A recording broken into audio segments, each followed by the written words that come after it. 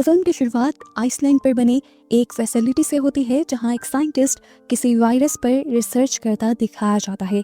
अचानक उसकी बॉडी में अजीब बदलाव आते हैं और वो खुद गन निकाल कर अपने आप को ही शूट कर लेता है, जिसके बाद सीन कट होकर हमें हमारे मेन कैरेक्टर डॉक्टर स्वान को दिखाया जाता है, जो इस टाइम आइसलैंड पर मौजूद एक वायरस जो कि अभी बर्फ में जमा हुआ था उसके बारे में अपने स्टूडेंट्स को पढ़ा रहे थे। लेक्चर के बाद एक सीनियर डॉक्टर आकर डॉक्टर स्वान को बताते हैं कि हमारा आइसलैंड वाले साइंटिस्ट से कोई कांटेक्ट नहीं हो पा रहा। मुझे डर है कि उसकी जान को वहाँ कोई खतरा हो सकता है, और वैसे भी उसने मुझे आखिरी कॉल में ये बताया था कि उसके हाथ कोई बहुत बड़ी इंफॉर्मेशन लगी है, हमें वो इंफॉर्मेशन भी हर हाल में चाहिए। इसीलिए वो डॉक्टर स्वैन के साथ साथ उनके बेस्ट फ्रेंड डॉक्टर माइकल को भी इसी प्रोजेक्ट के सिलसिले में आइसलैंड भेजने का फैसला करते हैं। वहाँ जाकर ये दोनों पहले डॉक्टर को ढूंढते हैं जिसका अब कुछ पता नहीं था, पर इन्हें यहाँ होने वाली रिसर्च को कंटिन्यू करने पर पता चलता है कि वो वायरस जो आइसलैंड पे फ्रीज था उनके रिसर्च के लिए मेल्ट करने पर तेजी से फैलने लगा। ये वायरस बहुत ही ज्यादा खतरनाक था और इस रिसर्च फैसिलिटी में आने की वजह से ये दोनों भी अब उसी वायरस से इन्फेक्टेड हो चुके थे। ये खबर लेकर ये लोग वापस आ जाते हैं और आते ही इन्हें सबसे अलग कर दिया जाता है, इस डर में कि कहीं इनसे वायरस फैलने न लग जाए। इन्फेक्टेड होने की वजह से इन दोनों की तबीयत काफी बिगड़ रही थी, पर टेस्ट होने पर इनकी बॉडी में जब खास चेंजेस नहीं देखे गए तो इन्हें घर भेज दिया गया। हालांकि स्वैन अपनी रिपोर्ट खुद देखना चाहते थे, पर प्रोफेसर ने डॉक्टर स्वैन को कहा कि इसकी जरूरत नहीं और दोनों को ही घर भेज दिया। माइकल घर जाते ही अपने फ्रेंड से मिला और जब वो गले मिल रहा था तभी अचानक उसे पता नहीं क्या हुआ, वो उसकी गर्दन पे काटने लगा। लेकिन अगले ही सेकंड उसे रियलाइज हुआ कि ये सब उसका वहम था। अपने ही वहम से वो इतना डर गया था कि उसे खौफ था कि कहीं वो अपने दोस्त को नुकसान न पहुंचा दे, इसीलिए वो सख्ती से अपने दोस्त को अपने घर से भेज देता है। थोड़ी देर गुजरती है और माइकल अपनी बॉडी में और भी ज्यादा चेंजेस फील करने लग जाता है। जिस तरह माइकल जब एक रेस्टोरेंट में बैठा हुआ था तो उसे फील हुआ कि वो काफी दूर तक की आवाजें भी सुन पा रहा है, साथ ही साथ उसके देखने की सलाहियत भी बहुत ज्यादा बढ़ गई थी। माइकल ये सारी बातें स्वैन को बताता है तो डॉक्टर स्वैन उसे कहते हैं, इतना मत सोचो, ये सब तुम्हारा वहम है। देखो, मैं भी सेम ही वायरस से इन्फेक्टेड हूँ, लेकिन मुझे अपनी बॉडी में कोई ऐसे चेंजेस नजर नहीं आ रहे। काफी दिन गुजर जाते हैं और एक दिन माइकल स्वैन को कॉल करके बुलाता है एक ऐसे घर में जहाँ पर माइकल रहता ही नहीं था।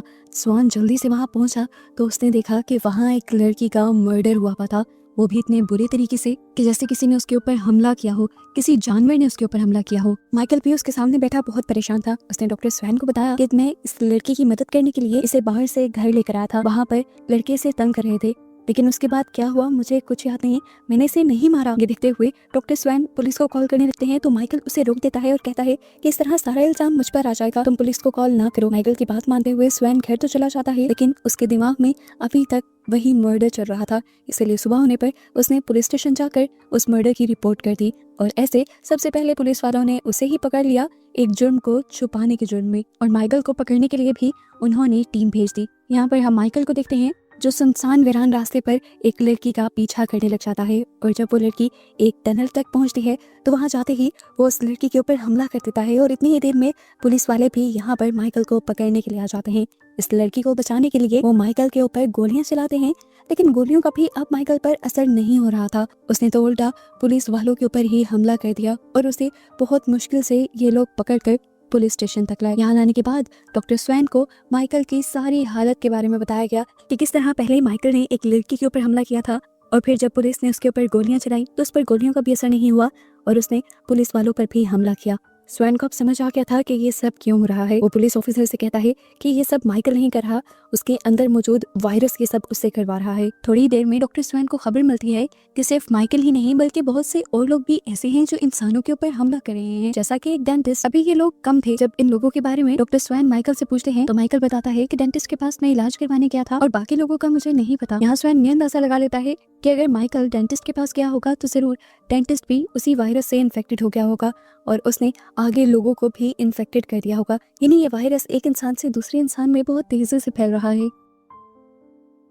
अब डॉक्टर स्वैन खुद माइकल के पास आते हैं और उससे बातचीत कर पता चलाने की कोशिश करते हैं कि जब वो दूसरों के ऊपर हमला करता है या उन्हें मारता है तो उस टाइम उसके पीछे सोच क्या होती है उसकी। लेकिन यहाँ पर माइकल डॉक्टर स्वैन को भी कुछ नहीं बताता और गुस्से में उसी के ऊपर हमला कर देता है, ये कहते हुए कि तुमने मुझे धोखा दिया है। माइकल की ताकत इतनी थी कि डॉक्टर स्वैन अपने आप को बचा नहीं पाए। उन्हें बचाने के लिए यहाँ काफी सारे ऑफिसर्स आए, लेकिन वो भी माइकल पे कंट्रोल नहीं कर पाए, इसीलिए उन्हें इलेक्ट्रिक शॉक देकर बेहोश किया गया और यहाँ से ले जाया गया।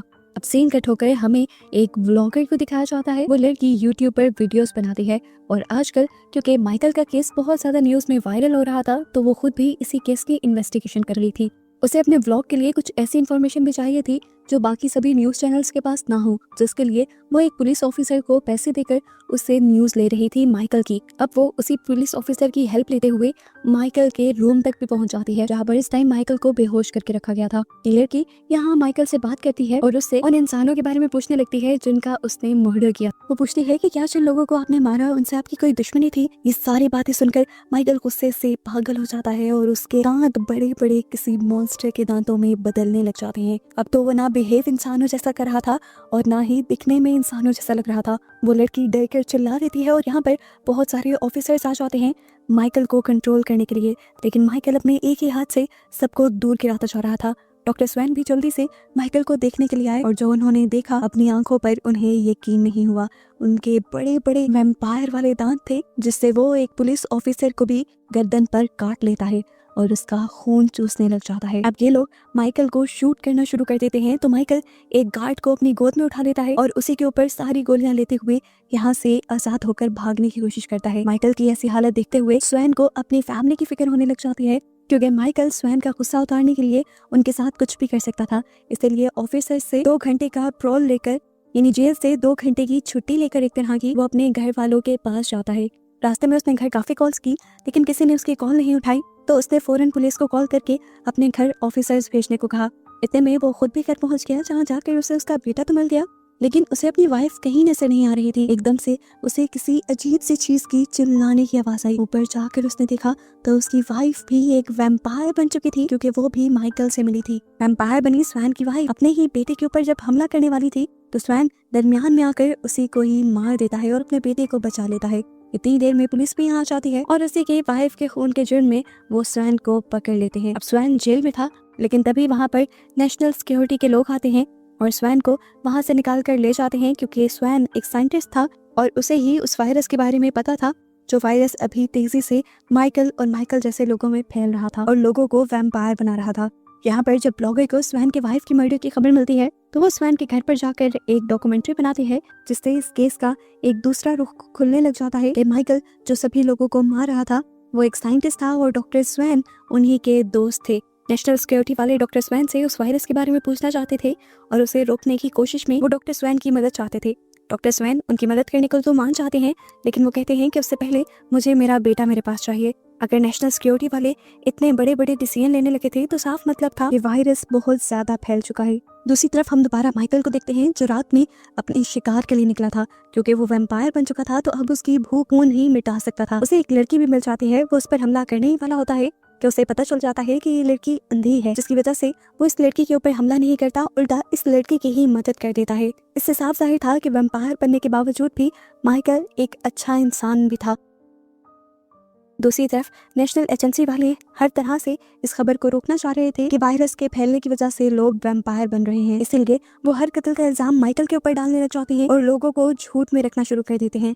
यहाँ नेशनल एजेंसी के लोग डॉक्टर स्वैन को एक लैब तैयार करके देते हैं जहाँ पर वो इस वायरस का एंटीडोट बनाएंगे और यहीं पर डॉक्टर स्वैन के लिए उनकी असिस्टेंट को भी बुला दिया जाता है। डॉक्टर स्वैन इतने मुश्किल माहौल में अपनी एक दोस्त को देखकर बहुत ज्यादा खुश हुए थे। अब हम माइकल की फ्रेंड को देखते हैं जो काफी मर्तबा माइकल से मिल चुकी थी, जिसकी वजह से वायरस अब उसको भी इन्फेक्टेड कर रहा था। वो भी थोड़ी तकलीफ सहने के बाद एक वैम्पायर बन जाती है और सबसे पहले अपनी बहन के ऊपर हमला करके उसका खून पीती है। यहीं पर कहानी में एक ट्विस्ट ये भी पता चलता है कि डॉक्टर स्वैन की एक एक्स वाइफ भी थी और इस टाइम डॉक्टर स्वैन का जो बेटा था वो उनकी एक्स वाइफ का ही था। वो व्लॉगर जो इस सारे केस की इन्वेस्टिगेशन कर रही थी और जिसने इस केस के अंदर डॉक्टर स्वैन को भी एंटर कर दिया था, वो जाकर डॉक्टर स्वैन की एक्स वाइफ का इंटरव्यू लेती है। तो इंटरव्यू के दौरान वो लेडी अपने बच्चे की मांग कर लेती है और साफ लफ्जों में कहती है कि डॉक्टर स्वैन के पास मेरा बच्चा महफूज नहीं। अब पब्लिक के प्रेशर में आकर डॉक्टर स्वैन को अपनी एक्स वाइफ से मिलना पड़ता है, लेकिन वो अपनी एक्स वाइफ के हवाले अपने बेटी को नहीं कर सकता था क्योंकि उसकी एक्स वाइफ की मेंटल हेल्थ बिल्कुल ठीक नहीं थी। यहाँ पर माइकल को भी स्वैन के साथ जो कुछ हो रहा था उसका पता चलता है कि स्वैन की वाइफ मर गई है, उसकी एक्स वाइफ उससे बेटे की डिमांड कर रही है और स्वैन आजकल बहुत परेशान है। इसलिए माइकल को लगता है कि इस टाइम उसे स्वैन के साथ होना चाहिए, क्योंकि बचपन से अब तक हर चीज में ये दोनों एक साथ हुआ करते थे। माइकल अब स्वैन से मिल नहीं आ रहा था कि नेशनल एजेंसी के लोगों की नजर माइकल के ऊपर पड़ जाती है और वो उसे पकड़ने के लिए पूरी सिक्योरिटी को बुला लेते हैं। यहाँ पर एजेंसी के लोग डॉक्टर स्वैन को भी लेकर आए थे ताकि उनके जरिए माइकल को ट्रैप किया जा सके, लेकिन जब तक ये लोग लोकेशन पर पहुंचे तो इन्हें वहाँ करीबी जंगलों में माइकल के बजाय अपने ही ऑफिसर की लाश मिली, जिसे जरूर माइकल नहीं मारा था। स्वैन जानता था कि माइकल अभी यहीं कहीं छुपा होगा। एजेंसी के लोग माइकल को मारने की प्लानिंग कर देते हैं तो स्वैन साइड पर जाकर जल्दी से माइकल को कॉल करके बता देता है कि तुम यहाँ से भाग जाओ, ये लोग तुम्हें मारना चाहते हैं। माइकल वहाँ से भाग जाता है और एजेंसी के हाथ कुछ नहीं रहता। अब एजेंसी के लोग डॉक्टर स्वैन पर ही नाराज हो रहे थे क्योंकि माइकल को भगाने में उनका हाथ था इस चीज का उनके पास, लेकिन अभी तक कोई सबूत नहीं था। इसलिए एजेंसी वाले एक और मर्तबा डॉक्टर स्वैन को मौका देते हैं और उन्हें सिर्फ 24 घंटे का वक्त देते हैं माइकल को ढूंढने के लिए। हम देखते हैं यहाँ पर डॉक्टर स्वैन का जो गार्ड था वो भी वैम्पायर बन चुका था। रात के अंदर जैसे ही वो डॉक्टर स्वैन के असिस्टेंट के ऊपर हमला करता है तो डॉक्टर स्वैन की असिस्टेंट को बचाने के लिए उस गार्ड को मार दिया जाता है और इससे डॉक्टर स्वैन सदमे में चले जाते हैं क्योंकि एक एक करके उनके अपने ही लोग मारे जा रहे थे। वो वायरस तेजी से फैलने लगा था। यहाँ पर अब स्वैन एजेंसी वालों से कहता है ठीक है मैं माइकल को पकड़ने जाऊंगा, लेकिन एक शर्त पर कि मैं अकेला ही जाऊंगा। एजेंसी वाले उसकी बात मान जाते हैं और डॉक्टर स्वैन डॉक्टर माइकल से मिलने के लिए जाता है। वो डॉक्टर माइकल को बताता है कि ये वायरस कितना तेजी से फैल रहा है और इंसान कितनी जल्दी वैम्पायर्स में बदल रहे हैं, ऐसे दूसरे इंसानों को भी खतरा है, तो बेहतर यही है कि तुम अपने आप को एजेंसी के हवाले कर दो ताकि तुम्हारा इलाज भी किया जा सके और एंटीडोट भी बनाया जा सके। लेकिन यहाँ पर माइकल एजेंसी के साथ कोई कॉम्प्रोमाइज करने के लिए तैयार नहीं था। अब जिस टाइम डॉक्टर स्वैन और माइकल बात ही कर रहे थे उसी टाइम पीछे से एजेंसी का एक गार्ड माइकल के ऊपर गोली चला देता है। यानी एजेंसी वालों ने स्वैन की बात नहीं मानी थी, उन्होंने स्वैन के पीछे अपने गार्ड्स भेज दिए थे और इस तरह माइकल को लगा कि स्वैन एक मर्तबा फिर उसे धोखा दे रहा था। शुक्र था कि उस हमले से माइकल बच गया और बचाने वाले भी कोई और नहीं बल्कि सारे वैम्पायर्स ही थे जो इस टाइम सारे मिलकर माइकल के पास आ रहे थे।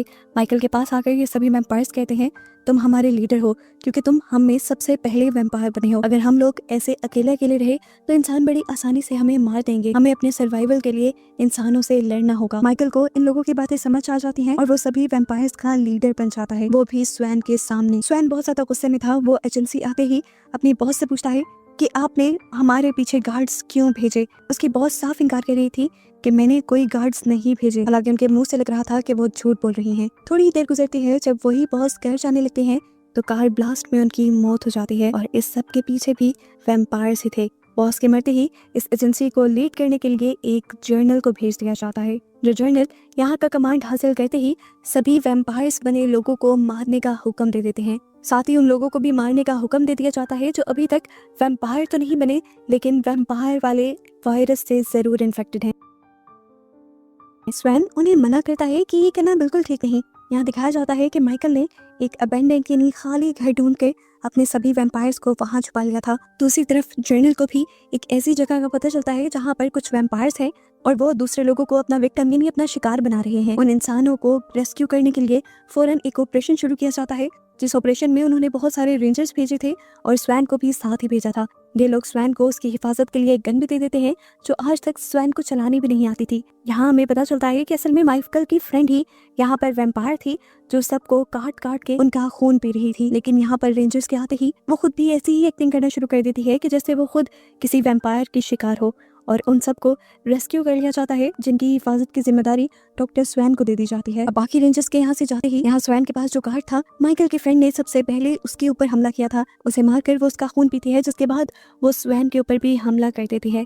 इससे पहले कि वो स्वैन को भी काट लेती, पीछे से कुछ लोग उसे शूट करने लग जाते हैं। इन लोगों की आवाजें सुनकर वो पहले उन्हीं से निमटने के लिए बाहर निकलती है और जैसे ही बस से नीचे उतरती है तो वो लोग फौरन ही उसके ऊपर फायरिंग शुरू कर देते हैं, जिनसे बचने के लिए अब उसे यहाँ से भागना पड़ता है। इसके बाद यही लोग स्वैन से कहकर बस में बैठे सभी लोगों को बाहर निकाल लेते हैं जिनके ऊपर अभी कुछ देर पहले वैम्पायर ने हमला किया था और इन्हें लगता था कि कुछ ही देर में ये इंसान भी वैम्पायर्स में बदल जाएंगे। इसीलिए ये पागल इंसान यहाँ पर सभी विक्टिम्स को गोली मारकर खत्म कर देते हैं। अब इस सारे हमले की खबर माइकल को भी हो जाती है और माइकल इसके जवाब में एक वीडियो बनाता है और सारे ही दुनिया वालों को बताता है कि मैं कोई दहशतगर्द नहीं हूँ और ना ही मैं लड़ाई को अच्छा समझता हूँ, लेकिन जिस तरह मेरे जैसे लोगों को मारा जा रहा है मैं उनके बचाव के लिए जरूर एक फौज बनाऊंगा और इंसानों से उनकी हिफाजत करूंगा। ये वीडियो स्वैन को भी दिखाई जाती है और स्वैन बहुत ज्यादा परेशान हो जाता है, जबकि नेशनल सिक्योरिटी एजेंसी के लोग फौरन सभी वैम्पायर्स को पकड़ कर मारने का ऑर्डर दे देते हैं। यहाँ हम माइकल के फ्रेंड को देखते हैं जो किसी तरह उन गुंडों से बचकर जंगल में भाग गई थी। यहाँ पर उन्हें कुछ और वैम्पायर भी मिल जाते हैं जिनसे वो कहती है कि मुझे माइकल के पास ले जाओ। यहाँ स्वैन को एक और शॉकिंग खबर ये मिलती है कि उसका बेटा भी इन्फेक्टेड हो चुका है और एक वैम्पायर बनने वाला है। वो जानता था कि अगर इस चीज की खबर एजेंसी को हो गई तो एजेंसी वाले फौरन ही उसे मार देंगे, इसीलिए वो अपनी असिस्टेंट के साथ उसे लैब के अंदर ही छुपा लेता है और फिर माइकल से मिलने के लिए निकलता है। अभी वो रास्ते में ही था कि उसे एजेंसी वाले लोग वापस पकड़कर एजेंसी ले आए और उसे उसकी कॉल हिस्ट्री दिखाई गई जिसमें उसने काफी मर्तबा माइकल से कॉन्टेक्ट किया था। इसमें वो कॉल भी थी जब स्वैन ने माइकल को भागने को कहा था एजेंसी के लोगों से बचने के लिए। दूसरी तरफ हम देखते हैं कि माइकल की असिस्टेंट माइकल के बेटे को लेकर अब उनके एक प्रोफेसर के पास जाने का फैसला करती है जो साइंटिस्ट थे और उसका इलाज कर सकते थे। लेकिन वहां जाने पर उसे पता चलता है कि अब ये साइंटिस्ट भी वैम्पायर बन चुके थे जो उनके ऊपर हमला करने ही वाले थे। लेकिन तभी स्वैन की असिस्टेंट यहाँ से उस बच्चे को भगा देती है और आखिर वो वैम्पायर स्वैन की असिस्टेंट के ऊपर हमला कर देता है। जबकि अगले ही सीन में हमें दिखाया जाता है कि स्वैन का बेटा अकेला ही जंगलों में भटक रहा था। यहाँ एजेंसी में भी इस चीज की खबर सबको हो गई थी कि स्वैन का बेटा एक वैम्पायर बन चुका है और उन्हें ये भी बात मालूम हो जाती है कि स्वैन ने अपनी असिस्टेंट के जरिए उसे यहाँ से भगा दिया था। इसीलिए वो स्वैन को कहते हैं कि तुम अपने बेटे को और अपनी असिस्टेंट को यहाँ वापस बुलाओगे। लेकिन वो जानता था कि ये लोग उसके बेटे को एक एक्सपेरिमेंट बना के रख देंगे, इसीलिए वो उसे बुलाने के बजाय खुद भी यहाँ से भागने की कोशिश करता है। लेकिन एजेंसी की सिक्योरिटी गार्ड्स उसे पकड़ लेते हैं। जिसके बाद अब कहानी में आते हैं एक FBI ऑफिसर निकोलस जो स्वैन को नेशनल सिक्योरिटी एजेंसी से निकालने में मदद करते हैं और उन्हें आजाद कर देते हैं, ये कहते हुए कि इस टाइम तुम्हारे बेटे को तुम्हारी जरूरत होगी, जब तुम चाहो तो वापस आ जाना। मैं जानता हूँ कि तुम अपने बेटे को ठीक भी कर सकते हो। उसकी बातों को सुनकर स्वैन बहुत ज्यादा हैरान हुआ तो FBI ऑफिसर ने उसे कहा, मैं नेशनल सिक्योरिटी एजेंसी के लोगों की तरह वैम्पायर्स को मॉन्स्टर नहीं समझता, बल्कि उन्हें बीमार मानता हूँ और ये भी उम्मीद रखता हूँ कि वो ठीक हो जाएंगे तुम्हारी मदद से। इसलिए मैं तो उन्हें खत्म करने के भी खिलाफ हूँ, जबकि नेशनल सिक्योरिटी एजेंसी वाले तो उन सबको मारना चाहते हैं। यहाँ डॉक्टर स्वैन सबसे पहले अपने बेटे को ढूंढते हुए अपने क्लिक के घर जाते हैं, उन्हीं प्रोफेसर के घर जाते हैं जहाँ पर जाने का उन्होंने अपनी असिस्टेंट से कहा था। यहाँ पर उन्हें अपनी असिस्टेंट की लाश मिलती है जिसे देखकर वो टूट गए थे और अपना बेटा भी कहीं नहीं मिलता। अब उन्हें समझ नहीं आ रही थी कि वो अपने बेटे को कहाँ ढूंढे। जबकि जंगल में हम देखते हैं कि उनका बेटा एक PCO के जरिए अपनी मोम को कॉल करता है और उसकी मोम उसे यहाँ से आकर ले जाती है। नेशनल सिक्योरिटी एजेंसी के लोग ये पता चला लेते हैं कि इस टाइम स्वैन का बेटा उसकी मोम के पास है, इसीलिए एक गार्ड को स्वैन के बेटे को लेने के लिए भेजते हैं। लेकिन उसकी मोम इस गार्ड को मारकर अपने बेटे को लेकर यहाँ से भाग जाती है। अब जैसे ही स्वैन इस घर में आता है, यानी अपनी ex-wife के घर आता है, तो देखता है कि ना तो उसकी वाइफ यहाँ थी और ना ही उनका बेटा, बल्कि यहाँ पर एक मरा हुआ ऑफिसर था, जिसे देखकर वो बहुत ज्यादा परेशान हो गया। अब वो किसको कॉल करता उसे समझ भी नहीं आ रही थी।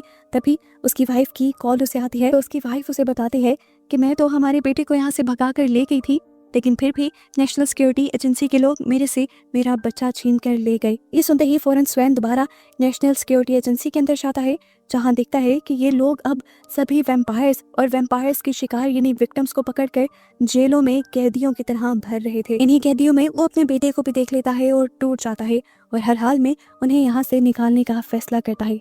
स्वैन जल्दी से अंदर आता है और अपने बेटे को लेकर जब यहाँ से जाने ही वाला होता है तो एक वैम्पायर उसे देखकर बहुत ज्यादा गुस्से में आ जाता है और अपने बड़े बड़े से दांत निकालकर वो स्वैन पर हमला करने ही वाला होता है कि पीछे से गार्ड्स आकर उसे गोलियां चलाकर रोक देते हैं। जिसके बाद एजेंसी के लोग आकर स्वैन को और उसके बेटे को अपने साथ ले जाते हैं। थोड़ी ही देर में नेशनल सिक्योरिटी एजेंसी के अंदर FBI के लोग आ जाते हैं। FBI वाले नेशनल सिक्योरिटी एजेंसी को एक परमिशन लेटर दिखाते हुए स्वैन और उसके बेटे को यहाँ से ले जाते हैं, जहाँ जाकर स्वैन FBI की चीफ से मिलता है, जो उसे बताती हैं कि मैं तुम्हारे साथ मिलकर वैम्पायर्स को ठीक करने के लिए वैक्सीन बनाना चाहती हूँ। साथ ही वो नहीं चाहती थी कि वैम्पायर्स को मुजरिमों की तरह ट्रीट किया जाए, ऐसे उनके अंदर का इंसान मर सकता था। वो इन सभी वैम्पायर्स को भी आजाद करवाना चाहती थी और ये सारा मामला नेशनल सिक्योरिटी एजेंसी के हाथ से लेकर अपने अंडर करना चाहती थी। वो स्वैन को अपना आइडिया शेयर करती है कि वो सभी वैम्पायर बने इंसानों को एक फैसिलिटी के अंदर रखेंगे, जहाँ पर उनका इलाज होगा और एक जगह रहने की वजह से वायरस बाहर भी नहीं फैलेगा। स्वैन भी यही चाहता था,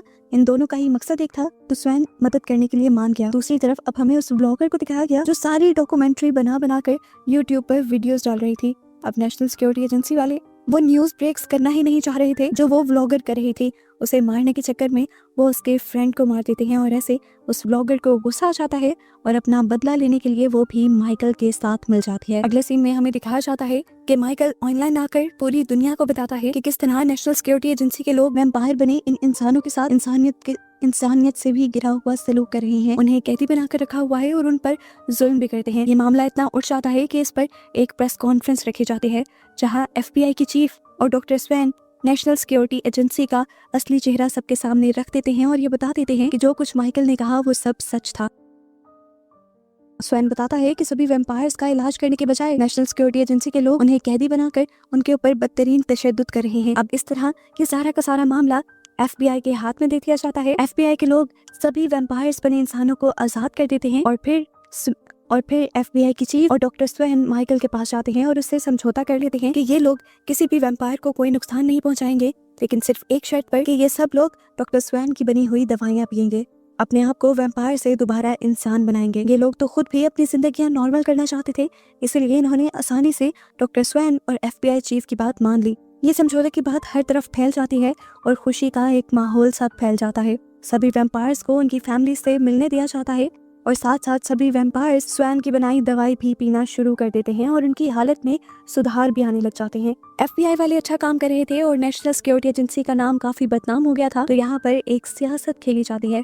नेशनल सिक्योरिटी एजेंसी के लोग FBI को बदनाम करने के लिए वैम्पायर्स से इंसान बनने वाली डॉक्टर स्वैन की मेडिसिन के अंदर जहर मिलाना शुरू कर देते हैं, जिससे एक एक करके बहुत सारे वैम्पायर्स मारे जाते हैं और इस तरह सभी के सभी वैम्पायर्स गुस्से में आ जाते हैं। सभी वैम्पायर्स अपने ही लीडर माइकल के भी खिलाफ जाते हैं क्योंकि उसी ने ये समझौता किया था। साथ ही साथ वो स्वैन और FBI के भी खिलाफ होने लगे थे। स्वैन की मेडिसिन से जब मरने वाले लोगों की तादाद बढ़ जाती है तो FBI के हाथ से भी ये केस ले लिया जाता है। नेशनल सिक्योरिटी एजेंसी के लोग दोबारा वैम्पायर्स को पकड़ना शुरू कर देते हैं और इस तरह स्वैन का बेटा और एक्स वाइफ भी दोबारा पकड़े जाते हैं। यहाँ वैम्पायर्स ने भी अब माइकल को अपना लीडर मानने से इनकार कर दिया था और जो नया लीडर बना था उसने माइकल को मारने का ऑर्डर दे दिया था और माइकल के साथ सभी रिश्तों को भी मारने का ऑर्डर दे दिया था। यहाँ पे ये लोग माइकल की फ्रेंड को भी मारना चाहते थे, लेकिन माइकल की फ्रेंड ने साफ इनकार कर दिया कि मेरा माइकल के साथ कोई रिश्ता नहीं है। वो इतनी खुदगर्ज लड़की थी कि अपनी जान बचाने के लिए उसने अपने पार्टनर को ही छोड़ दिया। अब वो इससे पहले कि यहाँ से चली जाती, यहाँ पर उसी की बहन आकर उसे मार देती है और कहती है तुम बहुत खुदगर्ज हो, तुमने सिर्फ अपनी भूख मिटाने के लिए मुझे वैम्पायर बना दिया और मैं तुमसे अपना बदला लेती हूँ। ये कहते हुए वो उसे मार देती है। यहाँ दिखाया जाता है कि स्वैन ने अपने बेटे न्यूक्लियस को ढूंढ लिया था, वो उसे नेशनल सिक्योरिटी एजेंसी से निकाल लाया था और उसे वो सभी लोगों से छुपाना चाहता था, लेकिन तभी यहाँ पर बहुत सारे वैम्पायर्स आकर स्वैन को बहुत पीटते हैं और उससे उसके बेटे को लेकर यहाँ से चले जाते हैं क्योंकि उसका बेटा वैम्पायर्स की कम्युनिटी का एक मेंबर था। वो यहाँ पर पड़ा रहता है और टीवी पे चलने वाली एक न्यूज़ देखता है जहाँ उसे पता चलता है कि वैम्पायर्स ने अब अपना एक नया लीडर चुन लिया था, जो वही FBI का एजेंट था जिसने पहली मर्तबा स्वैन को नेशनल सिक्योरिटी एजेंसी से भगाया था। वो क्योंकि खुद वैम्पायर बना हुआ था इसीलिए नहीं चाहता था कि स्वैन वैम्पायर्स के लिए कोई मेडिसिन बनाए। इस आदमी को लगता था कि इंसान बहुत ज़्यादा कमज़ोर हैं और वैम्पायर्स बहुत ज़्यादा ताकतवर, इसीलिए वैम्पायर्स को इस दुनिया पर और इंसानों पर हुकूमत करनी चाहिए। यहाँ पर वो एक ऐसी मेडिसिन भी सभी लोगों को दिखाता है जिसके अंदर वही वायरस थे जो इंसानों को वैम्पायर में बदल रहे थे और इस वायरस को वो बहुत सारे इंसानों को पिलाकर उन्हें वैम्पायर भी बना चुके थे। स्वैन ये सब सुनने के बाद अपने आप को काफ़ी हारा हुआ महसूस कर रहा था, लेकिन अब वो कुछ कर नहीं सकता था, उसके हाथ से चीज़ें निकल चुकी थी। वक्त यूं ही गुजर जाता है, टेंशन में काफी महीने गुजर जाते हैं और अब वो ऑफिसर जिसने माइकल को मारने के लिए स्वैन के पीछे गार्ड भेजा था और उसकी कार एक्सीडेंट में मौत हो गई थी, वही ऑफिसर यहाँ पे आती है और हमें रिवील होता है कि वो ऑफिसर उस हमले में मरी नहीं थी, बल्कि हमले से पहले ही उसे वैम्पायर्स वहाँ से निकाल के ले गए थे और उसे भी इन्फेक्टेड करके वैम्पायर बना दिया गया था। वैम्पायर बन के वो अपने आप को काफी अकेला अकेला महसूस करने लगी थी, इसीलिए वो स्वैन के पास एक डील लेकर आई थी कि मैं तुम्हारे बेटे को आज़ाद करवा सकती हूँ वैम्पायर्स के चुंगल से, क्योंकि मैं वैम्पायर कम्युनिटी की एक मेंबर हूँ, लेकिन इसके बदले तुम मुझे वैम्पायर से इंसान बनने वाली मेडिसिन बना कर दोगे, जिससे हम लोग दोबारा इंसान बन जाएंगे। अपने बेटे की वजह से स्वैन इस मर्तबा दोबारा वो मेडिसिन बनाने को तैयार हो जाता है और यही दिखाते हुए ये सीजन यहाँ खत्म हो जाता है।